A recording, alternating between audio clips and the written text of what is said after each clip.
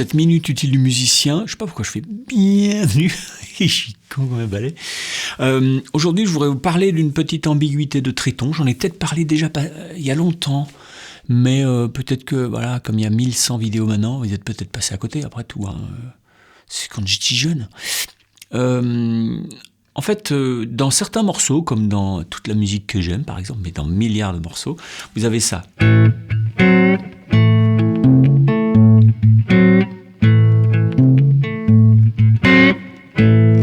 Vous avez une espèce de triton, on appelle ça. Triton, c'est un espace de 3 tons. Ok, donc là, entre ces deux notes-là, j'ai 3 tons, on appelle ça un triton. Ouais, fastoche, non? Bon, et ben ici,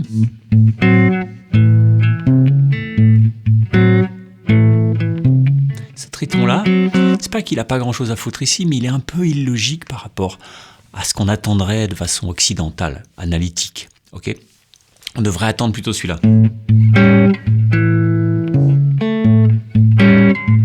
Pour aller sur note La7 du blues.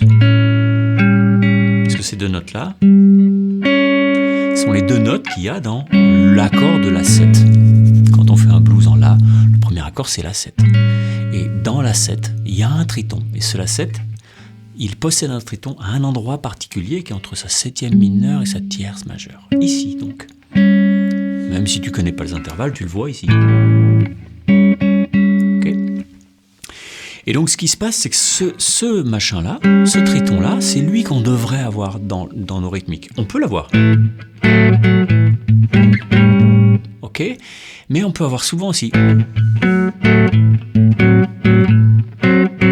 triton qui est juste en dessous. Donc c'est pas le triton de l'accord. Ok, il faut bien se rendre compte de ça, c'est que si tu regardes mathématiquement, un peu, comment dire, factuellement, ah oui, c'est beau ça, eh ben, ces deux notes-là, elles sont pas dans l'accord de La7. Okay, elles sont juste en dessous de chacune des deux notes du triton de La7, elles sont juste en dessous. C'est un triton un peu faux, un peu en dessous, d'accord? Mais en fait, ça provient d'un mode qu'on a tendance à jouer sur le blues, qui est le dorien, d'accord? Dans notre mode dorien, on a une tierce mineure. Et cette tierce mineure, c'est elle que tu entends quand tu fais ça. C'est elle que tu as tendance à tordre. On l'a vu déjà dans une autre vidéo.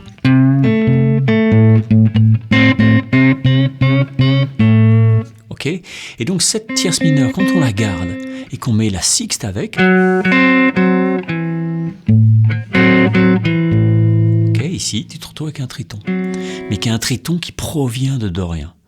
Donc, au lieu d'être un triton qui provient de mixolydien et de La7, on a un triton qui provient de dorien ici. Tu peux les jouer tous les deux l'un après l'autre si tu veux.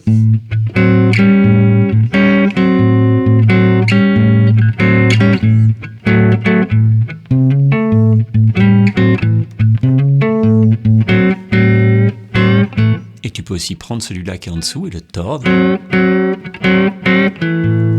Parce qu'à ce moment-là, ce que tu fais, c'est que tu tords la tierce. Toi, tu l'as entendu des milliards de fois, on tord la tierce mineure pour la résoudre sur la tonique, pas forcément, mais... Et on peut aussi tordre la sixte, parce qu'elle vise la B7. Tout ça, si vous voulez le bosser, formez-vous, hein. Ma formation blues, elle parle de ça en long, en large, en travers, pendant des plombes et des plombes. Voilà. Elle a froid, je sais pas ce qu'elle a, d'accord? Donc, n'hésitez pas à utiliser ça dans vos rythmiques.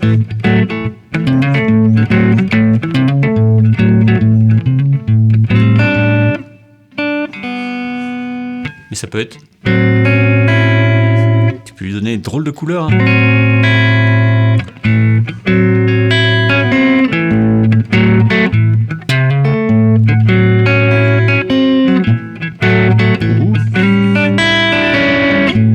Ce sont des couleurs un petit peu différentes qui se servent de ces deux petits tritons. Il y en a un qui est le vrai de l'accord, et il y en a un autre qui est plutôt le vrai de l'origine du blues.